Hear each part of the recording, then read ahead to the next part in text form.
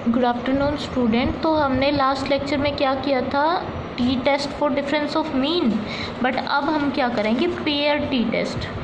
पहले किया था टी टेस्ट, अब करेंगे पेयर टी टेस्ट। तो अब पेयर टी टेस्ट और टी टेस्ट में डिफरेंस क्या होता है, जब हम डिफरेंस ऑफ मीन के लिए ही कर रहे हैं, हम दोनों डिफरेंस ऑफ मीन के लिए रहे हैं, बट टी टेस्ट और पेयर टी टेस्ट में डिफरेंस क्या होता है। अब देखो, जो टी टेस्ट होता है उसमें और पेयर टी टेस्ट में क्या डिफरेंस है। इसमें तो क्या था, सैंपल हमारे जो सैंपल हम ले रहे थे वो इंडिपेंडेंट थे, ठीक है। इसमें क्या होता है, इंडिपेंडेंट नहीं होते, बट वो क्या होते हैं, पेयर्ड होते हैं, इंडिपेंडेंट नहीं होते। इसमें सैंपल साइज़ क्या था, n1 not equal to n2 था। इसमें क्या था, n1 इक्वल टू n2 हो जाएगा, मतलब कि सैंपल साइज़ इक्वल हो जाएगा, ठीक है। तो ये डिफरेंस है इसमें। अब देखो यहाँ पे क्या बोल रहा है ये, let us now consider the case when the sample size are equal. Firstly हम क्या मानते हैं कि जब सैंपल साइज हमारा इक्वल हो, n1 equal to n2 equal to n हो गया, ठीक है। And second, the sample size not independent but the sample observation are pair together. ये क्या कह रहा है कि सैंपल जो है हमारे, जो सैंपल हमने लिए वो इंडिपेंडेंट नहीं है एक दूसरे के।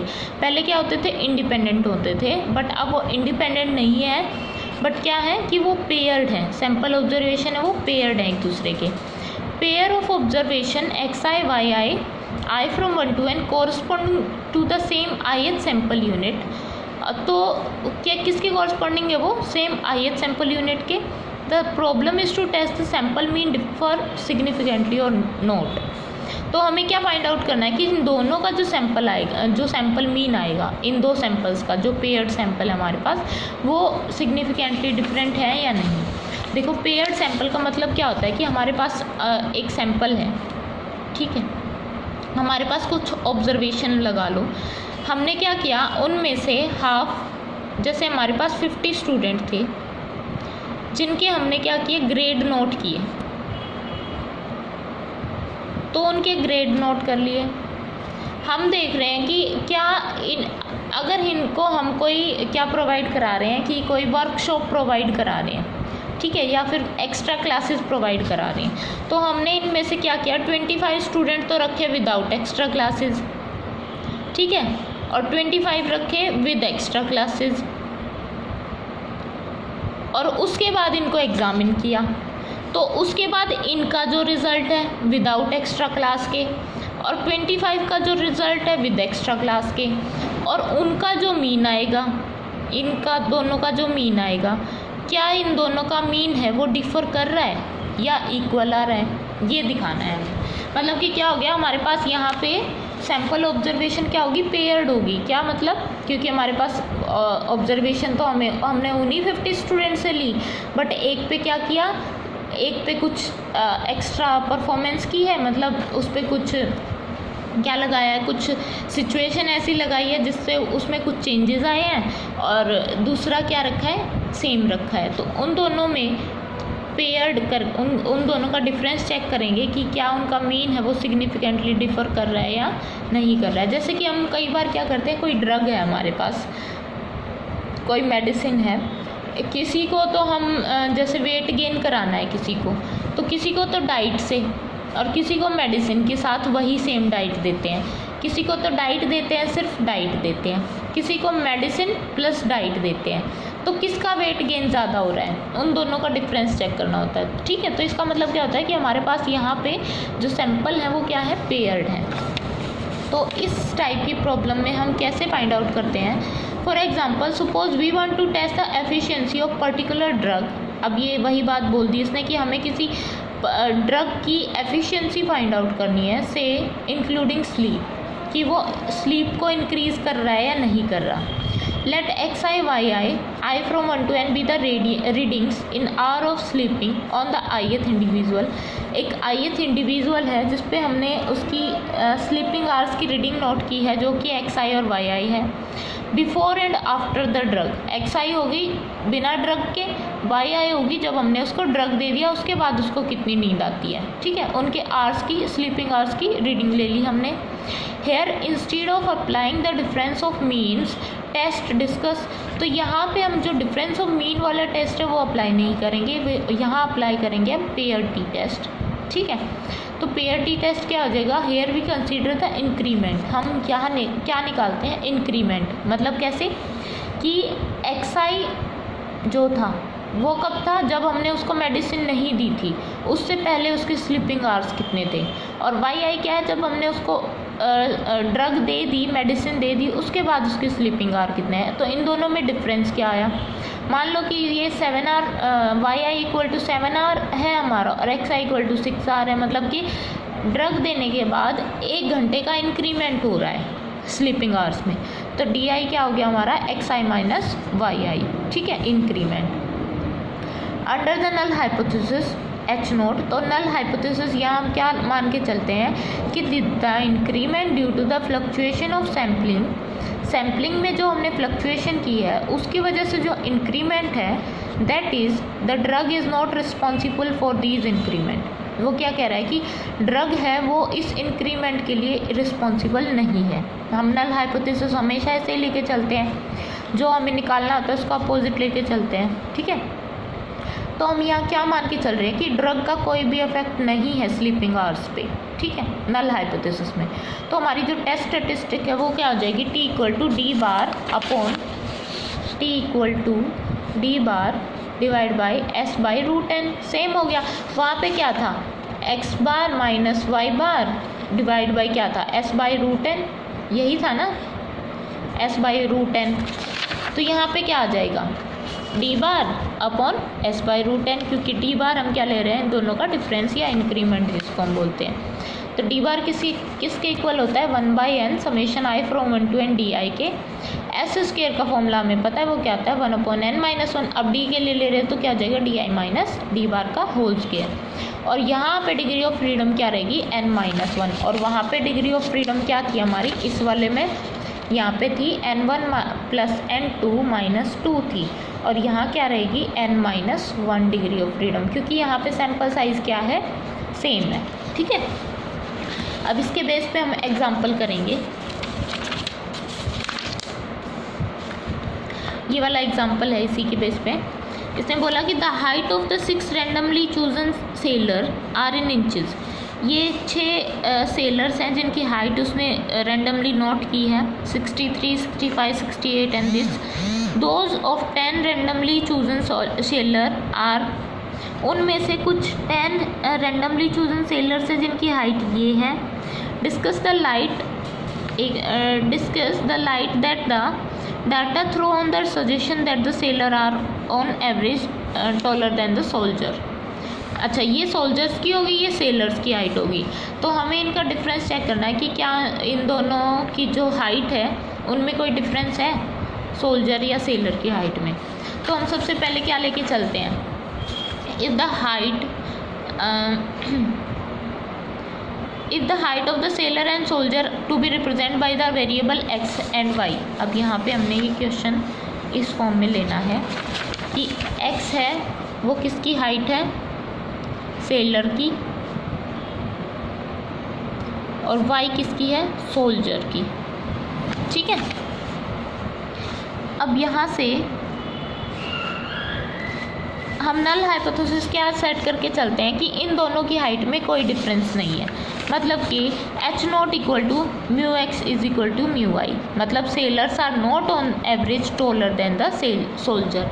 अब इसने पूछा क्या था कि सेलर्स हैं वो ऑन एन एवरेज सोल्जर से ग्रेटर टोलर हाइट रखते हैं क्या, तो हम नल हाइपोथेसिस क्या लेके चलते हैं कि उन दोनों में कोई भी डिफरेंस नहीं है, मतलब कि सेलर है वो टॉलर नहीं है किससे, सोल्जर से।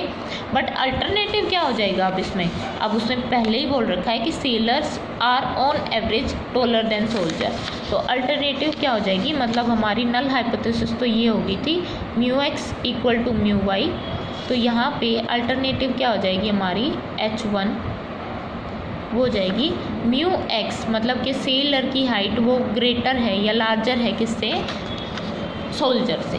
ठीक है, तो ये कौन सा टेल हो गया हमारा, राइट टेल टेस्ट हो गया। अब इसके बाद देखो जो हमारे पास गिवन है, यहाँ पे टेस्ट स्टेटिस्टिक हम क्या लगाते हैं, t equal to X bar minus Y bar upon S square by 1/n1 plus 1/n2। ठीक है, तो ये t equal to n1 plus n2 minus 2, ये तो हमारा शायद सॉरी एक मिनट रुको, नहीं ये वाला तो हमारा सेम उसी के लिए हो गया ना, T test for difference of mean के लिए, क्योंकि यहाँ पे क्या है हमारे सैम्पल साइज इक्वल नहीं है, यहाँ पे तो 6 है, यहाँ पे क्या है 10 है, तो ये वाला एग्जांपल नहीं करेंगे हम पेयर टी टेस्ट के लिए करेंगे ये वाला एग्जांपल 16.14। ये क्या कह रहा है, a certain stimulus administered to each of the 12 patient resulted in the following increase of blood pressure. किसी 12 पेशेंट को हमने कोई स्टिमुलस दी है जिससे उनका ब्लड प्रेशर है वो इंक्रीज़ हो रहा है, उन जिनकी ऑब्जर्वेशन ये है। ठीक है, can it be concluded that the stimulus will in general be accompanied by an increase in blood pressure। तो ये क्या कह रहा है कि क्या हम ये मान सकते हैं कि जो स्टिमुलस हमने दी है वो ब्लड प्रेशर को इंक्रीज़ कर रही है। ठीक है, तो उसके लिए क्या करेंगे हम, हमारे पास ऑलरेडी डिफरेंस गिवन है, इन्होंने ना डिफरेंस दे रखा है कि स्टिमुलस देने के बाद 12 पेशेंट पे उनके ब्लड प्रेशर में क्या इंक्रीज़ होता है, मतलब उनका पहले ब्लड प्रेशर क्या था फिर उसके बाद स्टिमुलस देने के बाद क्या आया, तो उन दोनों का डिफरेंस दे रखा है इन्होंने। ठीक है, तो मतलब क्या दे रखा है, डी गिवन है, यहाँ से देखो तो हम क्या मान के चलेंगे, null hypothesis. Here we are given that the increment in blood pressure equal to di which is equal to xi minus yi। Null hypothesis हम सेट करके चलेंगे कि यहाँ पे कोई भी सिग्निफिकेंट डिफरेंस नहीं है ब्लड प्रेशर की रीडिंग्स में जब हमने पेशेंट को ड्रग दिया उससे पहले की और उसके बाद की। ठीक है, उन दोनों में कोई डिफरेंस नहीं है, मतलब कि there is no significant difference in the blood pressure reading of the patient before and after the drug. ठीक है, मतलब उनका मीन क्या है, सेम आया। In other word the given increment are just by chance या fluctuation of sampling and not due to the stimulus. तो ये क्या कहता है कि जो इंक्रीमेंट गिवन है अगर ये हमारी नल हाइपोथेसिस ट्रू हो जाती है तो हम क्या कहेंगे कि जो इंक्रीमेंट आया वो या तो जस्ट बाय चांस है या फिर स्टिमुलस की वजह से नहीं है, वो किसी न फ्लक्चुएशन की वजह से है। और अल्टरनेटिव हाइपोथेसिस हम क्या लेके चलेंगे कि स्टिमुलस की वजह से ब्लड प्रेशर है वो क्या हुआ है, इंक्रीज़ हुआ है, मतलब कि mu X less than mu Y हो जाएगा। म्यू एक्स कब था, जब हमने उनको स्टिमुलस नहीं दिया था, म्यू वाई कब आया था, जब हमने उनको स्टिमुलस दे दिया। ठीक है, तो ये अल्टरनेटिव हाइपोथेसिस बन गई। टेस्ट स्टेटिस्टिक क्या यूज़ करेंगे अब हम यहाँ पे, T is equal to D bar upon S by root N. ठीक है, तो अब हमारे पास डी गिवन है, हमें क्या चाहिए, डी क्या क्या गिवन है, कितनी ऑब्जर्वेशन है, 5 2, यहीं पे देख लो 5 2 8 -1 3 0 -2 1 0 4 6। ठीक है, ये गिवन है। हमें क्या चाहिए, डी बार के लिए क्या चाहिए, समेशन इनका सम टोटल 31 कितना, टोटल इनका 31 आ गया, 31 divide by number of observation. Number of observation कितनी अब हमारी यहाँ पे 1 2 3 4 5 6 12 है। ठीक है, नंबर ऑफ ऑब्जर्वेशन से डिवाइड कर देंगे तो ये आ गया 2.58। अब डी बार की वैल्यू तो आ गई हमारे पास।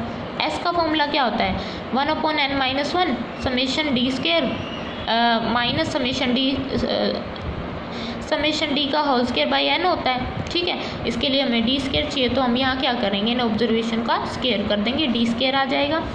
यहाँ से इनका सम ले लेंगे, यहाँ वैल्यू पुट कर देंगे तो एस स्केयर की वैल्यू आ गई।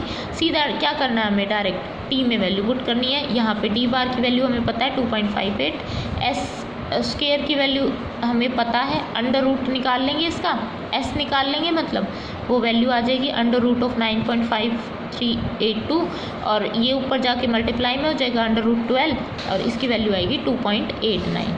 अब ये तो हमें पता चल गई, ये कौन सी वैल्यू आई है, कैलकुलेटेड वैल्यू आई t = 2.89।